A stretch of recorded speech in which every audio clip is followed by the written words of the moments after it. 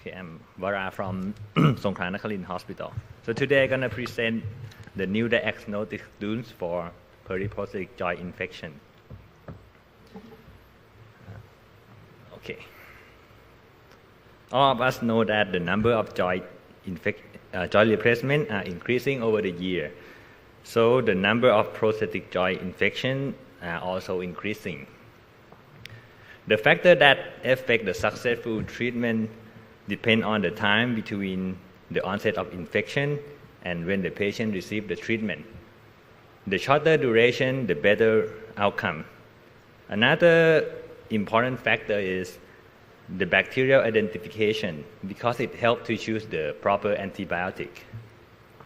Nowadays in our country, the most popular diagnostic criteria for diagnosis of PJI is derived from the international consensus in 2014. However, in this early year, in 2018, have a new diagnostic tool that use the new criteria that use the new diagnostic tool that I will tell you later.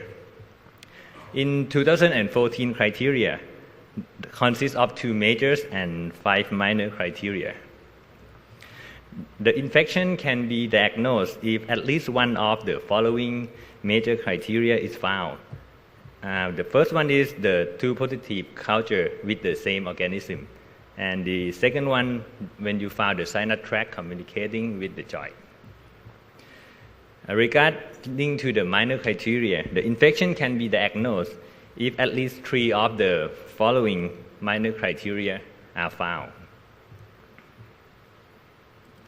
To summarize the criteria, we can use the clinical, the culture result, the serum analysis or ESR-CRP, the synovium analysis, and leukocyte esterase test, and also the pathological tissue neutrophil count to diagnose of the infection.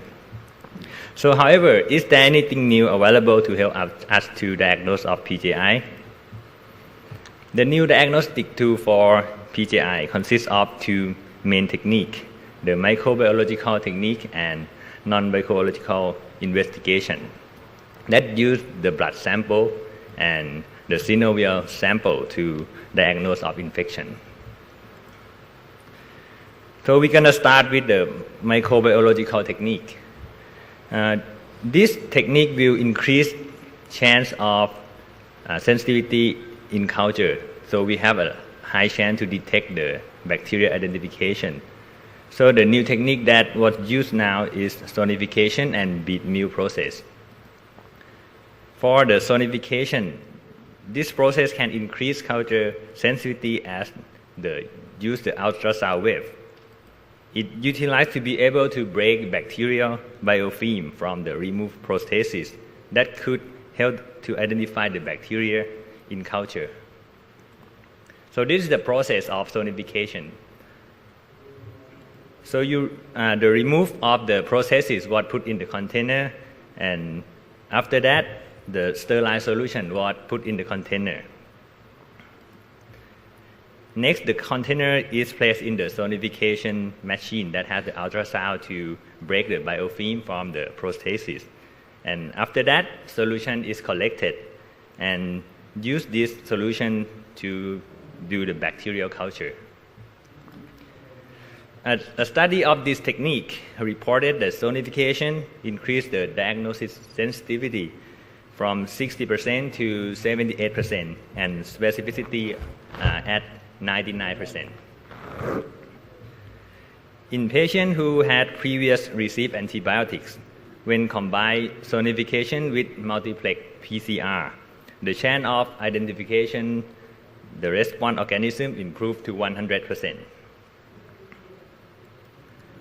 The next procedure is bead meal processing that is used to grind the bone or tissue sample for culture and then put that sample to direct culture again. So this is the process of bead meal processing. You start with putting the sample and the solution in the container, and then you closing the cap and put it in the machine. The machine will check and grind the sample with the help of the bead in the container. And then we send that grinding material or solution for culture. And one report achieved both good sensitivity to 80% and specificity to almost 100% with this process. So it can help to identify bacteria. Moreover, for non-microbiological investigation, serum biomarkers have been studied. However, most of these does not show better result than the standard diagnostic test that we use nowadays. And the next one is the synovial biomarker assay. These two of the biomarkers are more popular and were included in the new diagnostic criteria of international consensus meeting, and have a lot of evidence that I will show you later. For the first one is the alpha defensin. These are the peptides produced to combat with the bacterial infection. When the infection in our joint, alpha defensin will attack the bacteria, and we can find it in the synovial fluid analysis if you have the method that can detect it.